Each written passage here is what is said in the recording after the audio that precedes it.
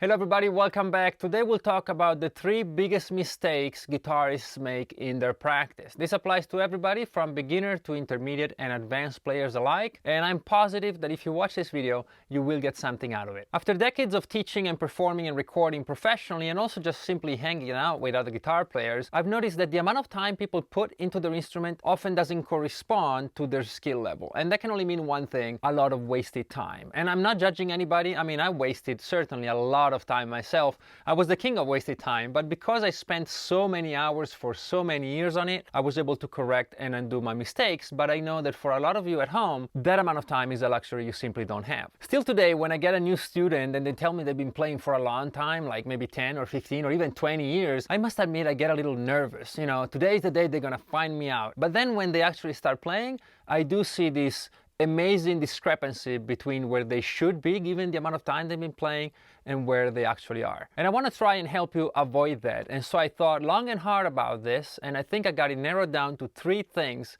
3 mistakes that we all make. So here we go. Number 1 is a big one, and I think it's the main reason why students become disillusioned and demotivated and end up just dropping out. And that is that we lose track of why we picked up the guitar in the first place. Remember that moment in your life when you simply decided that you had to do this? Maybe you saw your favorite musician perform live, or maybe it was a record, a life-changing record you put on, or simply a friend playing your favorite songs and riff. Whatever it was, there was a moment when you said, I must do this. Of course, when we start out, we only see the tip of the iceberg. We see the shiny and exciting part of playing, but below the surface is where all the hard work and the practice and all that resides. Very soon, we realize that we have to spend quite a bit of time down there, developing our technique, acquiring knowledge, and all that goes with regular practice. And that's when it happens. We spend so much time down there staring at this big black ice wall that we kind of forget why we went down there in the first place. What's this scale for again, and why would I want to know that circle of fifth thing over there? So make sure you're always coming up for air and you're always reminding yourself of why you picked up your guitar in the first place. For me, it was always about being able to imagine things in my head and bring them into the real world through the instrument. Very much like a painter or an illustrator would. They could dream up all these weird things and then present them to you thanks to a very few simple tools. That for me was absolute magic. And so every time I learned something new, a new scale, a new chord, a new technique, I would make a point to always do something with it, make music with it. Didn't have to be great, didn't have to be perfect, but I was using these tools to go towards my goal. And so if I had to spend a lot of time and a lot of effort perfecting those tools and learning those tools, then it was fine by me, as long as then I was able to use them. I see a lot of students get so caught up into what they're learning that they forget why they're learning it. And at that point, it becomes so hard to stay motivated and to keep working and to keep grinding. Whereas if you always keep your goal in mind, it's so easy. There's no effort. As a matter of fact, it's gonna be hard to make you stop. My mom used to call me like, time for dinner, and I'm like, yeah, just 2 minutes more. And I would stay there until they actually had to drag me upstairs. Know why you're working, and then it's no work at all. Mistake number 2 is that we have too much on our plate at any given time. This is how it goes when a student walks in or logs on nowadays. I'll ask them, what have you done this week? And they'll say, well, I practiced the scales you gave me in the last lesson. And I also reviewed some of the older chords we had. Oh, and then I went online and I saw this guy on YouTube saying how important ear training is. And so I did a bit of that. And then I had band practice, so I had to learn 2 new songs, and I did that too. And okay, that sounds pretty reasonable, right? Until I asked them, well, how much time did you spend on this? And they'll go something like, well, I put in 20 minutes on Tuesday and Wednesday after dinner, and then 1 hour on Saturday. Okay, at that point, I know that they haven't done what they're saying they've done, or at least what they think they've done. They've spent some time on this, but they haven't actually learned it. If you had spent all this time doing just the scales, now that's something I can build on. We could correct a few things, but that's a solid foundation we could actually advance. But now I know that they haven't learned the scales. The chords they're gonna play are gonna be wrong. The songs will be quite sloppy, and let's not even get started with the ear training. They've put in some work with the best of intentions, but the results are just not gonna be there. So now let's project this into the future. Maybe for a few months, for a few years.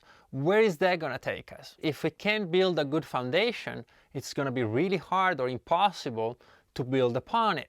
And so it's going to be a big soup of mediocrity that just gets bigger and bigger and bigger, but never better. And we all get there when we get there, but if I can give a bit of advice, is to just focus on few things that you know you need to learn. Maybe it's scales and chords, maybe it's a style. You could become an amazing blues guitar player, for example, if you focused all of your energy into that for the next 2 or 3 years instead of chasing YouTube videos about things every guitar player must know.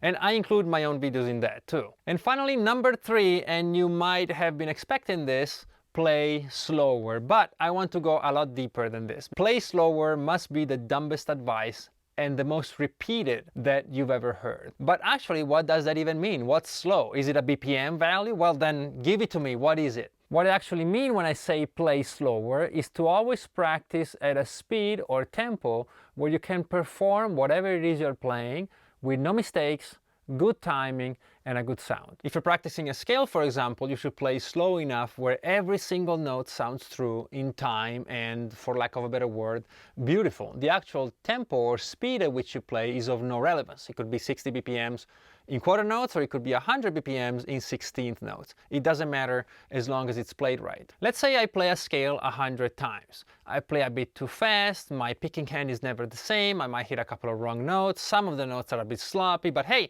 I played 100 times, my teacher will be proud of me. Well, your teacher, once you get to your lesson, will ask you to play the scale for the 101st time, and what do you think will come out after 100 sloppy ones? That it magically will be perfect? Now let's make it 100 days of crappy practice. What's 101 gonna be like? Let's make it 100 months of poor practice. You see where this is going?